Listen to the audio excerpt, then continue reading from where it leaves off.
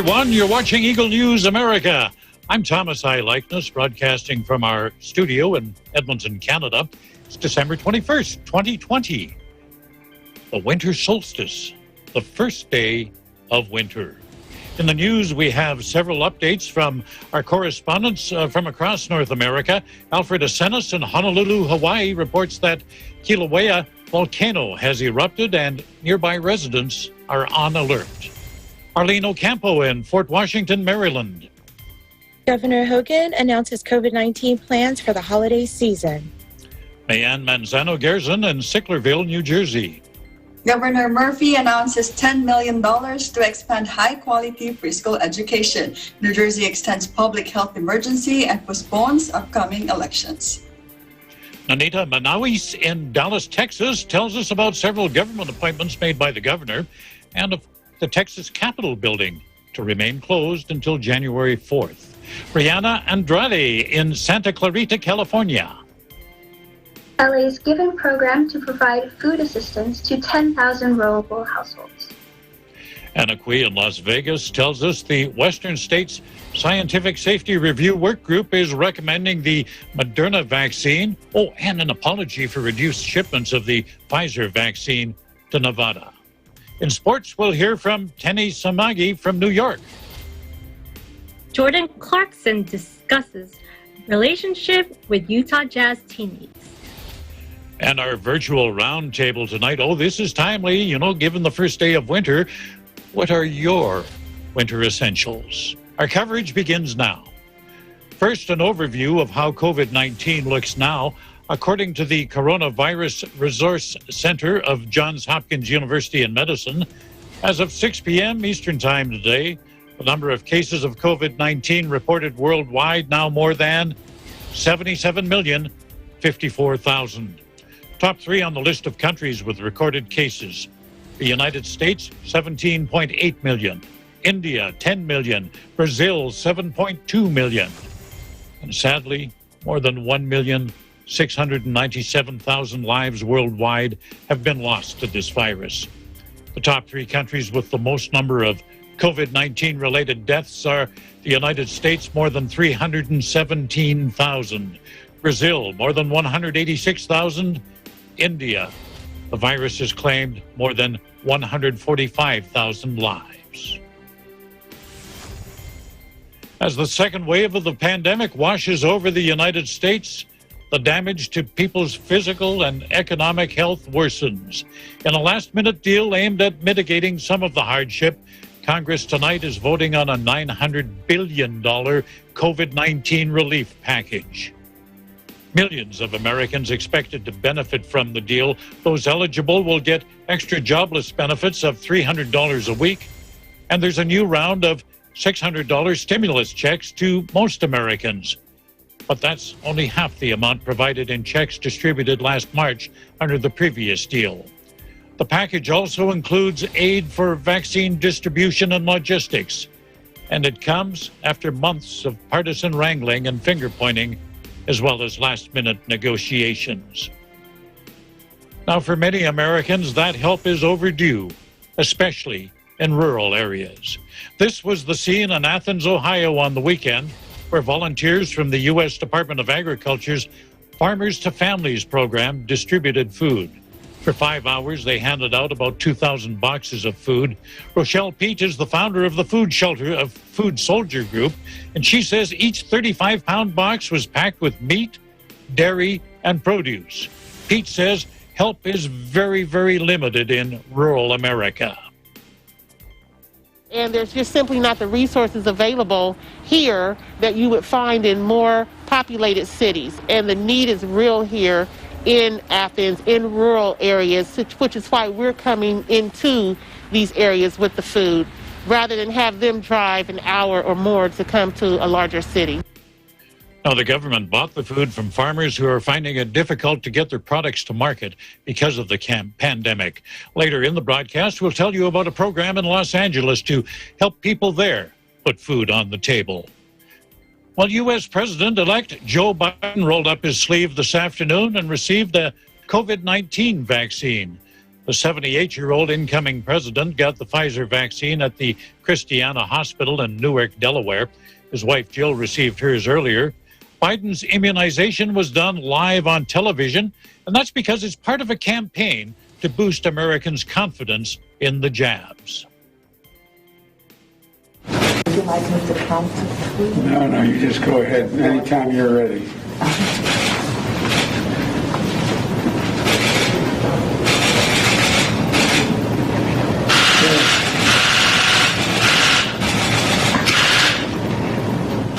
Biden told Americans there's nothing to worry about when they get vaccinated, and that in the meantime they should keep wearing masks and listen to the experts. He also credited the Trump administration for its efforts to get a vaccine developed quickly. The United Kingdom virtually isolated from the rest of the world as more than 36 countries have banned flights and travelers to and from the UK. A new strain of COVID-19 that reportedly spreads faster has created travel chaos. As flights are canceled, thousands of people have been left stranded just days before the holiday season.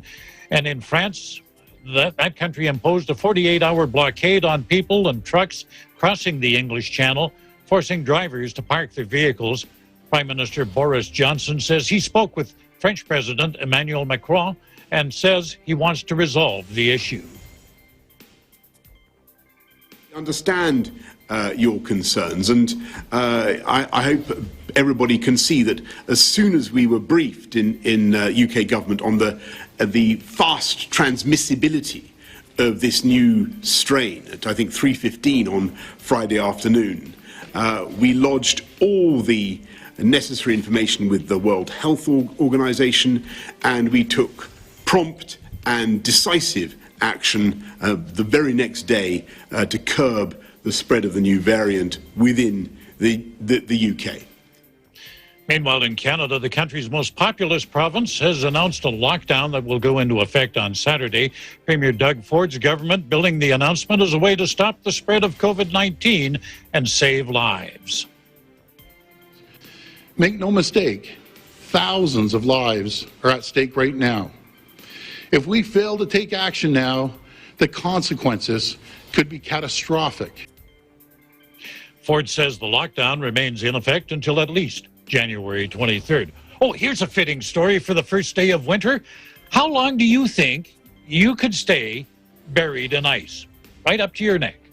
Romain Vandenthorpe, a healthcare worker in France, he lasted over 2.5 hours. The 34-year-old man entered this plexiglass enclosure. He was then buried up to his neck in ice cubes. And there he stood while the clock ticked and about 50 people watched. Tick-tock. 2 hours, 35 minutes, and 43 seconds later, Vandenthorpe held the new record for the feat. And how did he do it? Well, he says it's mind over matter. He says he just put himself into a state of daydreaming. And his training, well, that included things like sitting in an ice-cold jacuzzi, hanging out in a 500-liter freezer, as well as being buried in snow.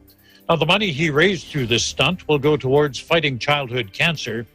You know, I get cold just watching this. It's chilly. Let's go to a warmer place. Kilauea Volcano on Hawaii's Big Island has woken up. The volcano blew off some steam in the last day, and the U.S. Geological Survey reported a 4.4 magnitude earthquake. Eagle News correspondent and Bureau Chief Alfred Asenis tells us how this latest eruption began.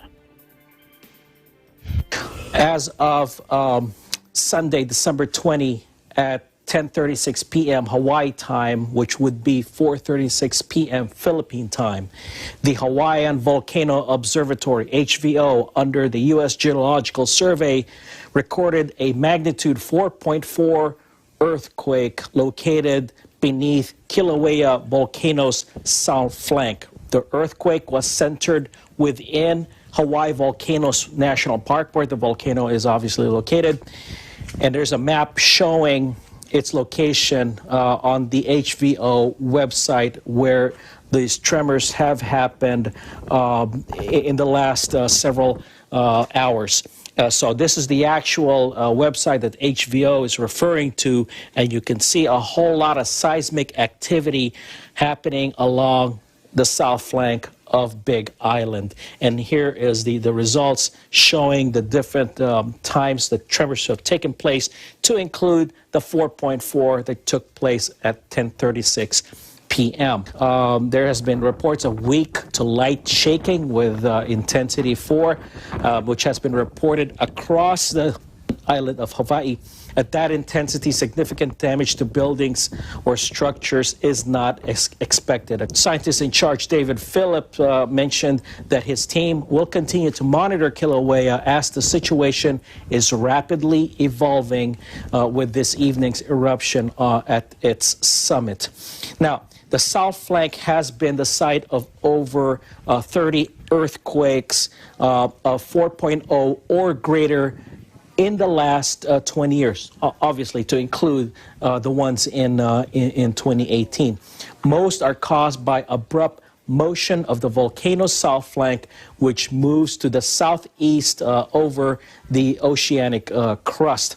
Now, keep in mind that there are very small communities that line the coastline here, and what's significantly different about this eruption compared to the one in 2018 is that back in 2018, you have these villages of Pahoa, Leilani Estates, and thereabouts that are on the southeast, approximately from the crater.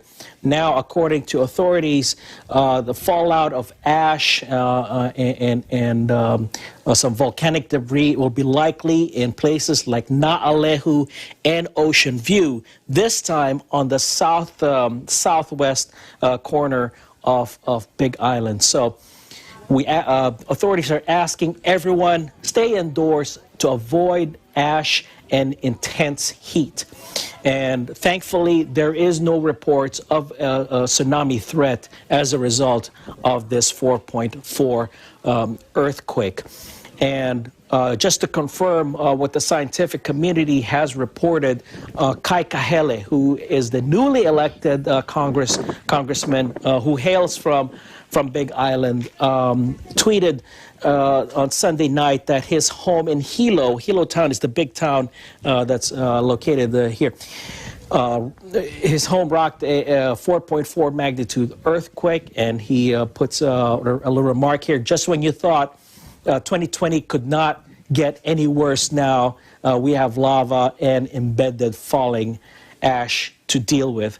Keeping in mind, of course, that to this day, you have residents who are still recovering, who are still rebuilding from the 2018 volcanic eruption.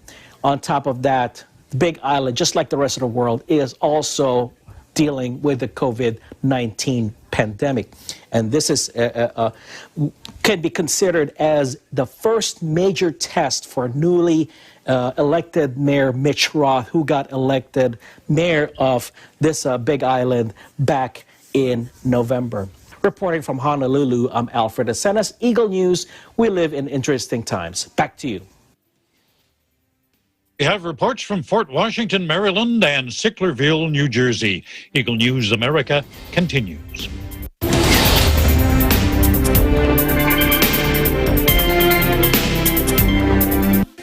Factual. We have to defeat the virus everywhere.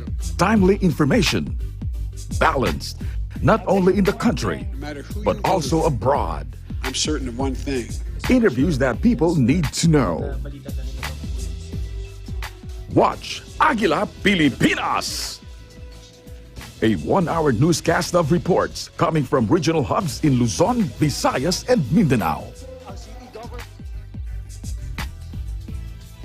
Know the important updates in Asia in ASEAN in Focus.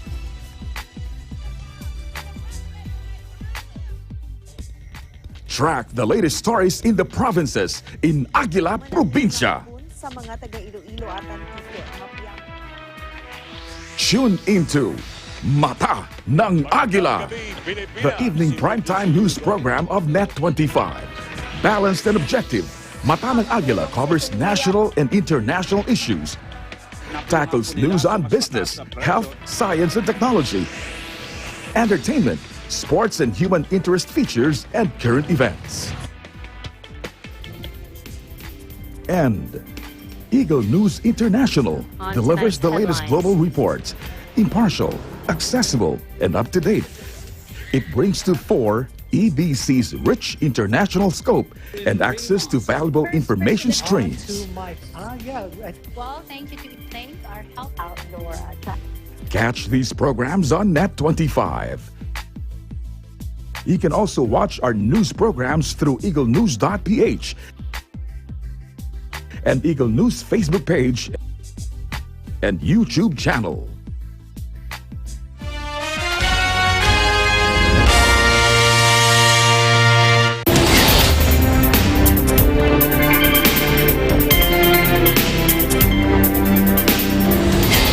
You're watching Eagle News America. I'm Thomas I. Likeness. People in Maryland are being told to scale down their holiday celebrations this year. Like other parts of the world, the state is coping with rising numbers of COVID-19. Eagle News correspondent Arlene Ocampo joins us now to tell us what Governor Larry Hogan is advising people. Welcome to the program, Arlene. Just what is the governor telling people? Thank you, Tom. Maryland Governor Hogan and state officials shared their plans in mitigating the spread of COVID-19 during the holiday season. In a press conference on Thursday, Governor Hogan enumerated social gatherings, family gatherings, and traveling out of state have consistently posted the highest risk of exposure to the virus through contact tracing. Because of this, the following has been implemented. The Maryland Department of Health warned against gatherings of no more than 10 people and that we should still practice social distancing. Limit travel to essential purposes only. Those who do travel outside of the state or come into the state, except for the residents of Washington, D.C., Virginia, West Virginia, Delaware, and Pennsylvania, they all have to get tested or self-quarantine for 10 days. Also, telework is mandatory for state employees. This actually started as of today. And in-person customer service operations will be on a temporary suspension for the next 2 weeks. And also businesses are encouraged to telework as well during the holiday season. Meanwhile, the key metrics here in Maryland are as follows. Positivity rate is at 7.72%. Hospitalizations at 1,676, and sadly, 5,302 deaths. As Governor Hogan said, and I quote, "Our strongest defense against this virus continues to be the cooperation and the vigilance of the people of Maryland. However, this holiday season could present perhaps our toughest challenge yet. Our message today is simple. You are safer at home for the holidays this year. Making difficult sacrifices during the next few weeks will absolutely help keep your family, loved ones, and your fellow Marylanders safe." In Fort Washington, Maryland, Arlene Ocampo, Eagle News, we live in interesting times. Back to you, Tom. Arlene, quickly, what's the latest in Maryland with regards to the vaccine? Thanks, Tom. The state has actually allocated a total of 191,075 Pfizer and Moderna vaccines. The Moderna vaccines will actually arrive this week, and these will be continuously given to the frontline health workers, those in the nursing homes, the staff and the residents in the nursing homes, and along with the first responders. Now, if anybody needs, if you want to learn more about the distribution of the vaccine, the plans, and any other pertinent information, please visit covidlink.maryland.gov. Tom? Thanks, Arlene, for the report, and stay safe. Thank you. Preschool education in New Jersey is getting a $10 million injection of cash. With more on that and the state's decision to delay upcoming elections, we go to Sicklerville, where Mayan Mazzano-Gerzen is standing by. Good evening, Mayan. Good evening, Tom, and thank you. So in a report released by the Office of the Governor of New Jersey, Governor Phil Murphy today announced that 10 million additional school districts will receive preschool education aid totaling $10 million in the governor's fiscal year 2021 budget to implement or expand quality early childhood education programs in their communities starting February 1, 2021. Take a look. Now, as I mentioned, she's to my left. I've asked the acting commissioner to join us today because we have some really exciting news to announce, and that is the awarding of a total of $10 million in new preschool education aid through a competitive application process that will allow 10 school districts to expand their pre-K offerings in early 2021. Our investments in pre-K expansion are some of the most impactful that we can make. Studies have proven how, over a lifetime, every dollar invested in early education is repaid many times over. For numerous communities, our investments in pre-K have also meant more peace of mind for parents who no longer have to worry about daily childcare while they work. Pre-K is an all-around win-win-win. And with the acting commissioner here, we also have an opportunity to go over some of the metrics we're tracking in our schools. Across the past several weeks, we have seen multiple schools adjust their earning schedules, but the majority of schools remain currently open in some form of in-person instruction. As of this morning, 82 schools are currently fully open for in-person instruction. I say schools, districts, and or schools, while 362 are currently offering a hybrid of in-person and remote instruction that has some students in the school building at some point in the day. The number of schools providing all remote learning has increased to 320, and 47 districts are operating with a mix of all remote, in-person, or hybrid learning across their buildings. We do believe that at least some of the transition to all remote learning over the past week has been timed with the fact that our schools will close for winter break starting middle of this week through to Monday, January 4th. So closing buildings for the extended period may allow some districts to undertake a full cleaning regime. As we do regularly, we remind districts to report any changes to their plans to the executive county superintendents, and this will be important for us to track which schools may be returning to either hybrid or full in-person instruction after the holidays. And we continue to thank our administrators, educators, parents, and students for continuing to work together given the incredibly challenging and stressful circumstances. Next, we have some good news to report regarding our ongoing efforts to close the digital divide for students who were lacking either the equipment or internet connectivity, or both, needed for remote learning. Through the hard work of Angelica and her team and in partnership with local districts, the total number of students who currently lack either the proper device or the connectivity for remote learning is now 14,349. That is down more than 54% from the week before last, the biggest one-week cut in the remaining digital divide that we've seen since the department began collecting weekly data early this school year. Moreover, this is a total reduction of about 94% from the initial estimated gap of 231,000 students over the summer. By the way, let us repeat, enormous progress, but 14,349 is 14,349 too many. As we've been noting, the final unfulfilled needs are due largely to ongoing delivery delays, but we are hopeful that these will be filled quickly and this gap will be closed. We may have one more update on this number on Wednesday as our schools enter winter break. And all the statistics regarding the remote learning digital divide are available online at that website, nj.gov/education. Today, Governor Phil Murphy also signed 2 executive orders, numbers 210 and 211.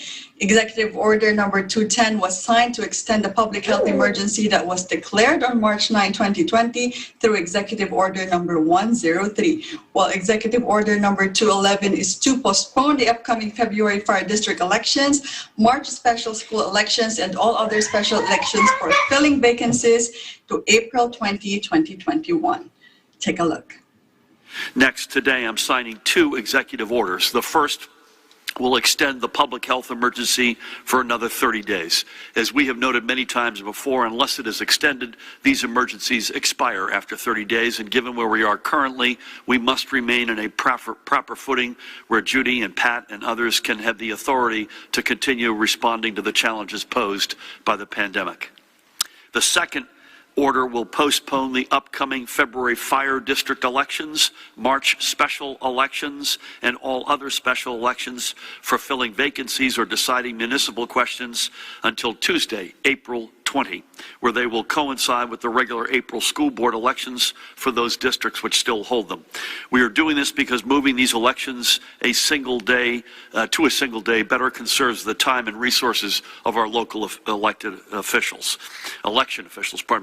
We are, however, holding off for now on deciding the manner in which these elections will be held, whether it's all vote by mail, in person, or through a hybrid of VBM and in person.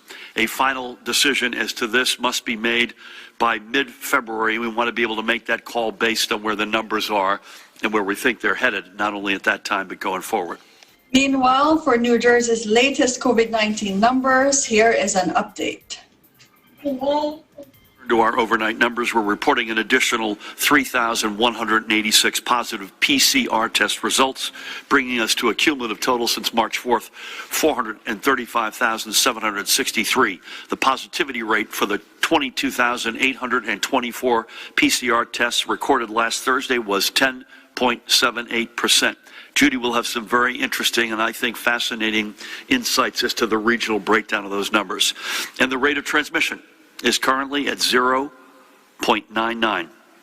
Now, yes, this is, you're going to hear us, I think, today on the one hand, on the other hand, because this is, you know, we're torn right now, I have to say. This is the first time in a long while, on the one hand, that RT has fallen below 1.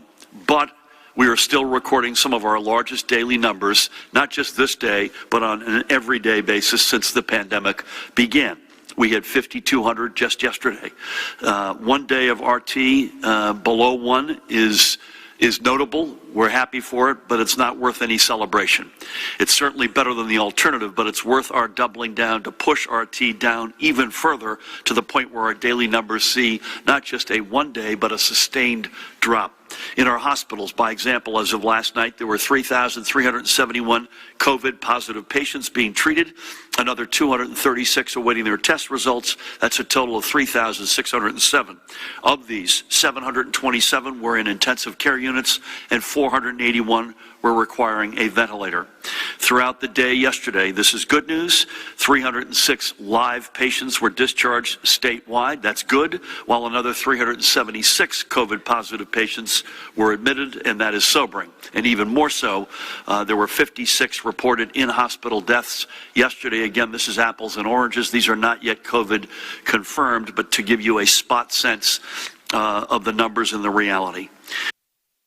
Clarkson, New Jersey, May and Manzano Grazon, Eagle News. We live in interesting times. Back to you, Thomas. And still to come, our correspondents will bring you stories from Dallas, Texas, Santa Clarita, California, and Las Vegas, Nevada. This is Eagle News America.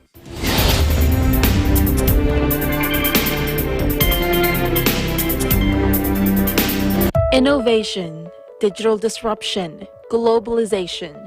Startups, micro, small, and medium enterprises, as well as large corporations, all face interesting challenges in the market today.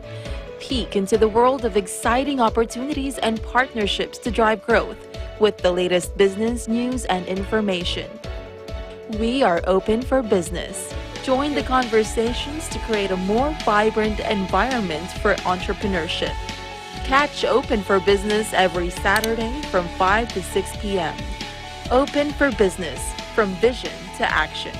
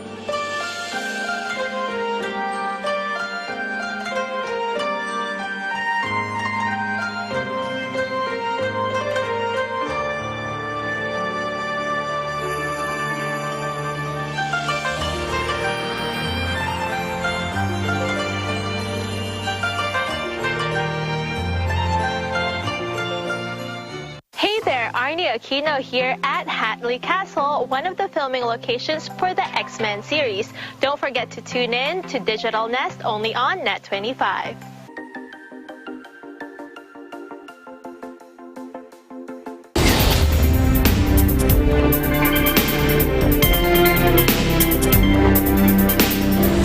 You're watching Eagle News America. I'm Thomas I. Likeness. Some new faces on a couple of state boards in Texas. With more on that, Eagle News correspondent Nanita Manawis. Thank you and howdy from the Lone Star State. From the Texas Governor's Office, 2 new appointments were made on Monday, December 21st by the Texas Governor Greg Abbott. Dr. Jamie Becker of Plano, Dr. Janet Diaz-Calhoun of Tyler, and Dr. Sangeeta Singh of San Angelo were appointed to the Texas State Board of Examiners of Psychologists. Their term is set to expire on October 31st, 2025. John Belamovich of Bukahatchee has been appointed as the chair of the board. The board regulates the practice of psychology in the state of Texas. Likewise, R. Jack Cagle was appointed to the Task Force on Disaster Issues Affecting Persons Who Are Elderly and Persons Who Are Disabled. His term is set to expire on February 1st, 2025. The task force will study methods to more effectively accommodate persons who are elderly and persons who are disabled before, during, and after a disaster or emergency evacuation. Meanwhile, Governor Greg Abbott, Lieutenant Governor Dan Patrick, and House Speaker Dennis Bonnen announced on Monday that the Texas Capitol will reopen on January 4, 2021. Health and safety protocols have been put in place to allow for the Capitol's reopening while maintaining a safe environment for all visitors, lawmakers, and staff. Preparations to safely conduct business in the Texas House and Senate are ongoing, and each chamber will vote upon the respective rules and protocols at the start of the legislative session. Keep safe, everyone. This is Nanita Manawis, Eagle News. We live in interesting times. In Los Angeles, the city has launched a program to help 10,000 households put food on the table. For details on that, we go to Santa Clarita, California, where Eagle News correspondent Brianna Andrade is standing by. What has the city got planned, Brianna? Thank you, Thomas. As you have mentioned, Los Angeles has recently launched the Given program to provide food assistance to 10,000 Angelinos throughout the city. Given stands for Grocery Intervention for Vital Emergency Needs. It is an initiative of Los Angeles Mayor Eric Garcetti in collaboration with the Mayor's Fund for Los Angeles. The program will give financial assistance to 10,000 low-income families residing in the city, with one-time financial assistance of $300 to purchase groceries and other needed food items during this holiday season. According to the USC Dornsife Public Exchange, at least 1 in every 4 families in Los Angeles County struggled with providing food on the table for their household from April to July during the early days of the pandemic. County board supervisors in the various districts of Los Angeles have been continuously partnering with the Los Angeles Regional Food Bank and other private organizations to combat food insecurity experienced by many families who have been financially impacted by the ongoing pandemic. With the overflow of families and cars arriving, these free food distribution events prove that more help is needed. The Given program from the city will provide some much-needed relief to Angelino families. Los Angeles Mayor Eric Garcetti states, "Given is the perfect present this holiday season, a chance to lift up people in a time of dire need and make a small but meaningful difference as too many families come face to face with the devastating health and economic impacts of COVID-19. The city has funded $550,000 for the Given program to reach $3 million from other private and public organizations, including individual donors, who would like to contribute to this initiative. In Santa Clarita, California, Brianna Andrade, Eagle News. We live in interesting times. Back to you, Thomas. Brianna, it's great to hear that governments are actually doing what they're supposed to do, which is helping people. They're there for the people. County and city officials in Los Angeles, as you've said, are working diligently to provide these programs. we see so much food being given out to Los Angeles families. On the county level, how many free food, giveaways have they held this month? Yes, it certainly has been a great help here in Los Angeles, Thomas. We would like to applaud both our county and city officials as they all are working continuously to meet the needs of Los Angeles households. Los Angeles County, with the Regional Food Bank and other departments, has stepped up with their free food drive-through giveaways. Just this month of December, there have already been 9 large-scale food drives, which include El Carrizo Community Regional Park in Sylmar, Citrus Stadium at Citrus College in Glendora, Franklin D. Roosevelt Park in Los Angeles, and just last Friday, there was even a food drive here in the Santa Clarita area at the Castaic Lake State Recreation Center. There was also one this morning at East Rancho Dominguez Park in Compton, and another one is scheduled this Wednesday at the Santa Monica Airport. So, in essence, this COVID-19 pandemic has not defeated Los Angeles in this aspect. Thank you for your report, Brianna, and stay safe. We go to the state of Nevada now, where Eagle News correspondent Anna Cui joins us live. Anna, I understand a scientific work group in the western states is recommending the Moderna vaccine. Oh, and also, I heard that Nevada got an apology from the general in charge of Operation Warp Speed about the reduced shipments of Pfizer vaccine. Tell us about that. Yes, thank you, Thomas.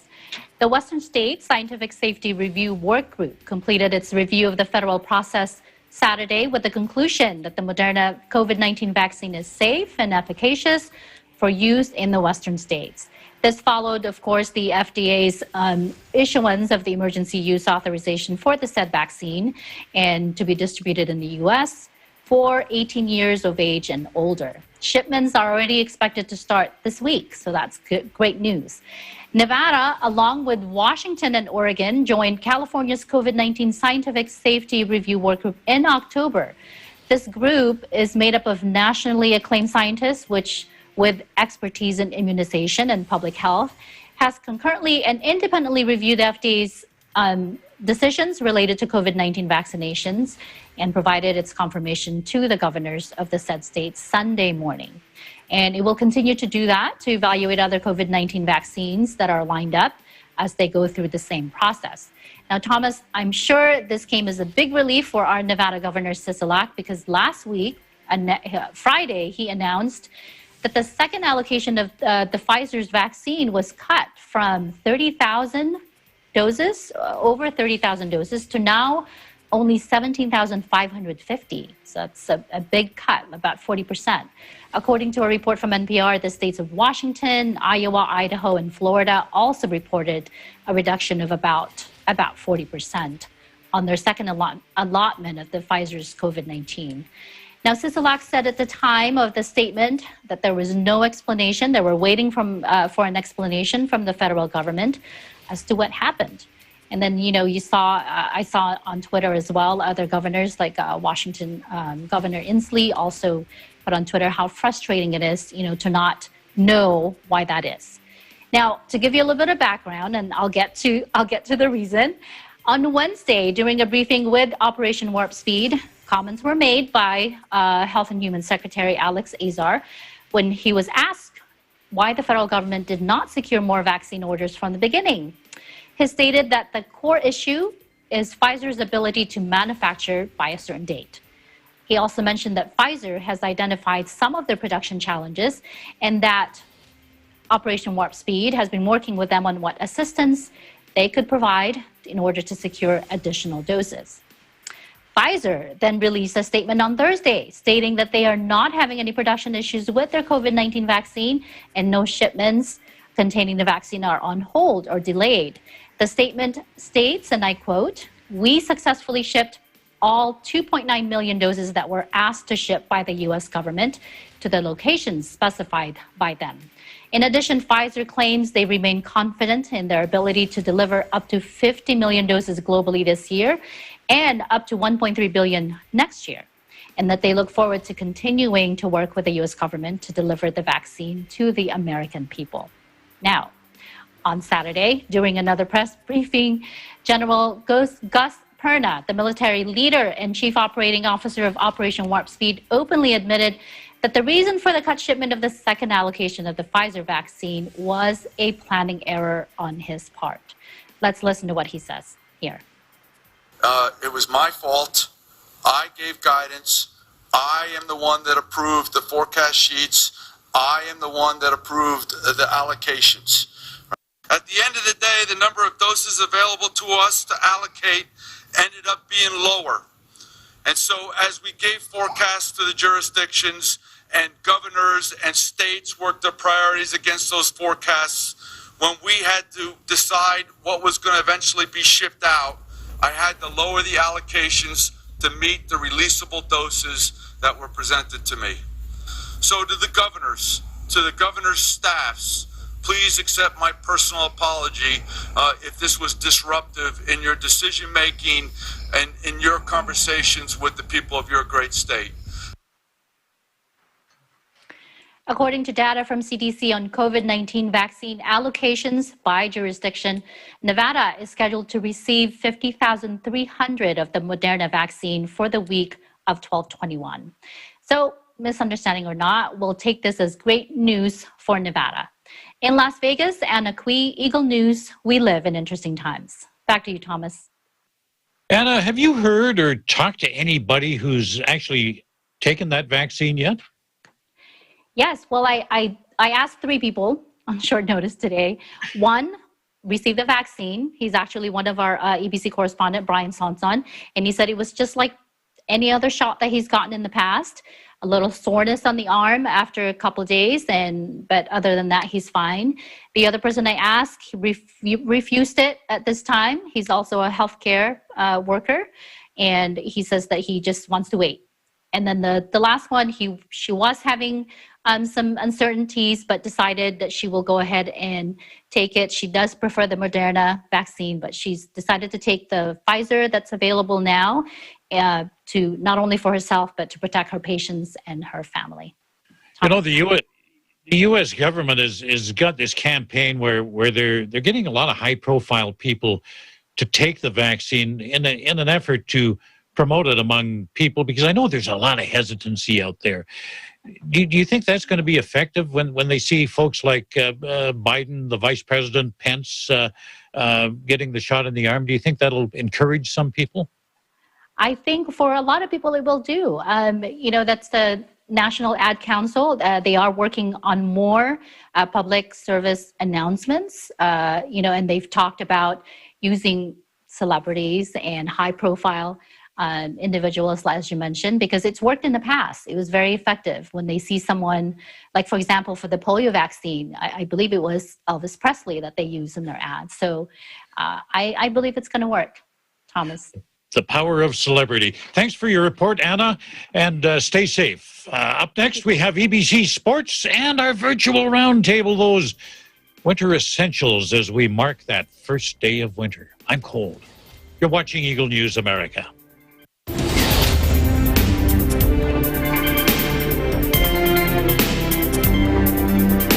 Mga mahalagang pangyayari na naganap di lamang sa bansa, kundi maging sa iba't ibang panig ng mundo, ating balikan sa Pilipinas 2020. Tinutukan ng Eagle News Team sa iba't ibang sulok ng bansa, pati na sa ibayong dagat. Pilipinas 2020. Hatid sa inyo ng Net25, Radyo Agila, EagleNews.ph at ng Eagle News Live. Pilipinas 2020. Abangan! Hello there. Imagine Dami got the virus, and she infected 2 more. And those 2 infected a lot more of people. And it goes on and on until it became an epidemic. But what if Dami stayed at home? Then those 2 wouldn't have contracted the virus. Then those people would have not been infected. This is not just your battle, it's everyone's, and you can be a huge help. Follow social distancing, or better yet, stay at home. Events happen around us all the time. in our community, in our country, around the world. Events that affect people, move communities, or simply inspire us. Interesting events that people need to know. In these interesting times, we continue to be a competent partner in delivering news about these events. Fast, accurate, balanced, Eagle News, because we live in interesting times.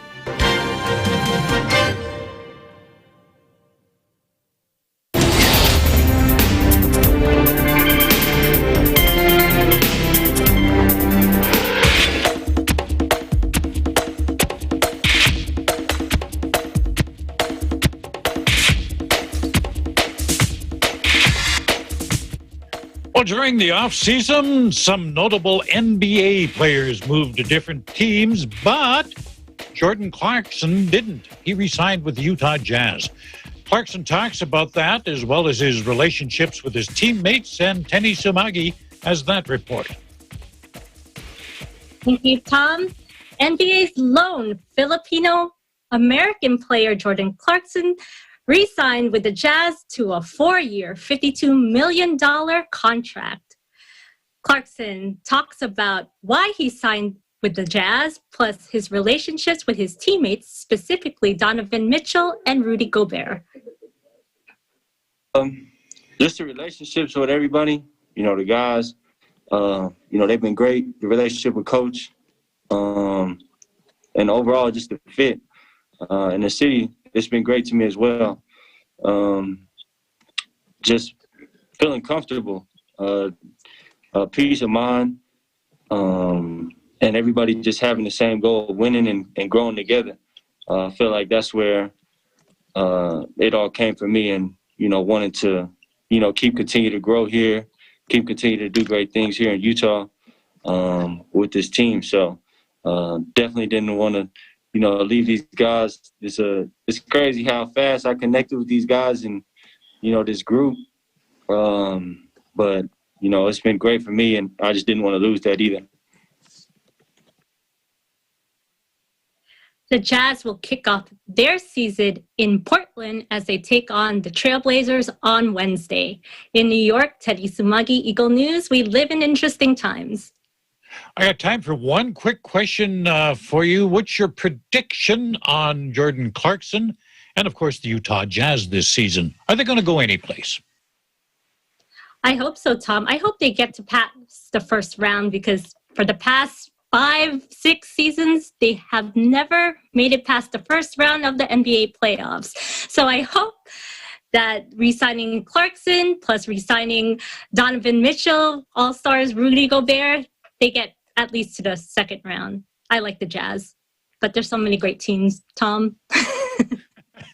And you're following them all. Thanks a lot for your report, Tenny. Stay safe and stick around, because, on this first day of winter, as we gather around the virtual roundtable, the first day of winter, the winter solstice. That's for those of you who are astronomy buffs, the day with the least amount of sunlight. We're in the dark. We go to work in the dark. We come home in the dark. Some people stay in the dark all the time. Well, as cold as it may be here in Canada, there's you guys down there are a little bit warmer, so your needs are probably different. And I want to survey you as to what's essential for winter. Let's begin with you, Mayan. You're down in the New Jersey area. Well, Thomas, of course, aside from the basic jackets, coat, sheepskin boots and whatnot, I make sure I have this extra large wool shawl in my purse all the time, entire winter, for like added warmth. And also, Tom, I make sure I have my insulated bottles, so one for coffee, for it to stay hot, and my water, not for it to stay cold, but for it to stay room temperature, because I don't drink cold water. So insulated bottles, and my shawl that I just showed you, and we have also a blanket that stays in the car. All kinds of stuff that I don't think you'll need on the other side of the country. What about that, Brianna? Do you need any of that kind of stuff, or do you have other essentials for winter? Well, certainly here in Southern California, it does not get that cold. I think the lows this week are in the 40s, not really reaching really low temperatures where it gets really snowy. And I'm at home all the time due to the pandemic. So essential, a blanket most of the time. Our cold is really 40 degrees, so blankets to us are pretty great out here. Arlene, you're in the capital region of the country. What are things like there in the winter, and what do you consider to be essential? It's pretty cold here as well, Tom, where Mayan's at as well. I need my gloves, and maybe like sitting in meetings all day or just sitting around. I have my big wrap blanket as well. It's also a scarf. And I like to keep moisturizing lotion, hand cream for my hands for that constant hand washing, Tom. Not only the constant hand washing and sanitizing, I presume it gets pretty dry in the winter. I know it does here. Yes. How about in the Big Apple in New York, Tenny? What's essential in New York? Well, this is essential for everyone. Tom, I'm wondering, do you moisturize your skin, especially that you live in Alberta? Well, probably not enough. I mean, fingers are kind of like sandpaper. Tom, I'm going to tell you right now, you must moisturize your skin. You'll start looking like you're 17 all over again. So what did I recently splurge during Cyber Friday or Monday? My La Mer moisturizer. Yes, folks, I spent a lot of money on this, and J-Lo uses this. That's why she's beautiful. So I'm trying to look like her. Ageless beauty, folks. Are you getting paid for those endorsements? Let's head to the desert. We're going to go out to the desert in Las Vegas. Anna, do they even have winter there? I was gonna say, Tom, today it does not feel like the first day of winter. It hasn't felt that way in the last week. Actually, our high today was 65 degrees Fahrenheit, or about 18 degrees Celsius. So it's pretty warm still for December. But when it does get pretty cold, when the wind blows, and we do get down to like the 30s at night, some mornings too, in the winter. But my essential would be a pair of gloves that I leave in the car, usually, because I only use it when I, go from the car to going into work, and a blanket as well. I usually put that on over my leg when I'm driving. Those are my essentials. When it gets what about food? Do your eating habits change in the winter, Arlene? Yes, Tom. Just want everything warm, so like hot soup. But for beverage wise, as long as I have my hot coffee, I'm happy. Hot coffee, any flavor, and as long as I've got my non-dairy creamer, I'm good to go. How about you, Arlene? Mayan, I'm sorry. Well, same with Arlene, Tom. Of course, coffee. Well, my limit of 2 cups a day sometimes increases when it's the cold weather to 4, and sometimes hot cocoa. And yes, the Filipino soup or sabaw, like tinola and nilaga. I like to cook those during winter. Tom? Penny, what about you? I'm weird, Tom. You know what I had earlier before I went live? Hot fudge sundae from McDonald's. It's like 30 degrees here, and I'm craving ice cream. And it's true, I like ice cream in winter better than summer. I think we would find that in the warmer areas too, right, Brianna?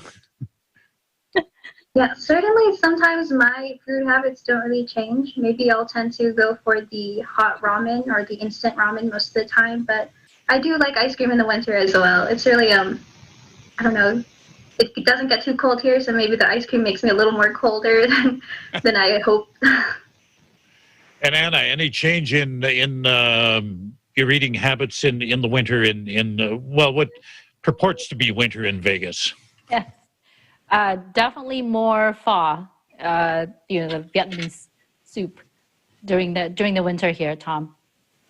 Well, I want to tell you a little bit about Canada up here. It does get very cold here in the winter, and it lasts far too long, about 8 months. Some of the essentials here, and I'm going to talk about transportation essentials, winter tires for your car.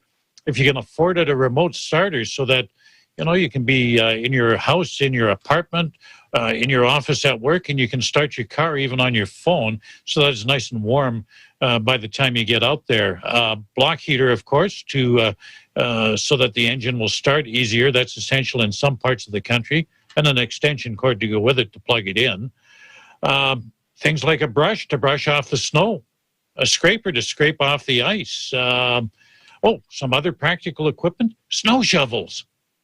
Snow blowers, that's even better because shoveling that snow, that's pretty hard to do all the time. So if you can get some mechanized equipment to blow it away, snow throwers, snow blowers, that's great stuff here too. And a good place to hibernate, because I just hate going out in the winter. I just love to hibernate. Wake up in the spring. The bears have got it right. The bears have got it right. But as cold as it may be here in Canada, there's a group of people that makes me feel warm all over. And I'm talking about the folks who daily put their lives on the line for us, our healthcare workers, first responders, essential workers, all of the folks out there on the front line. Let's salute them now with a round of applause. We appreciate you. And that's today's Eagle News America. I thank you for joining us. I'm Thomas I. Likeness, and truly, we live in interesting times.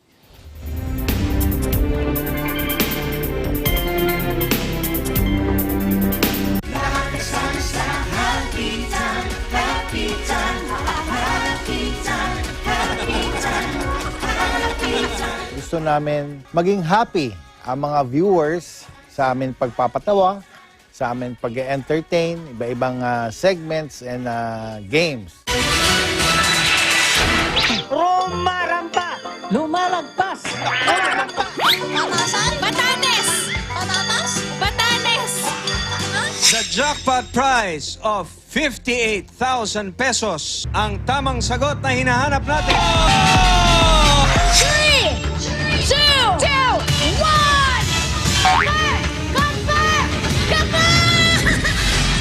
Happy peeps, on the Happy Time stage, please welcome. Magandang dilag sa isip mo, aman mo.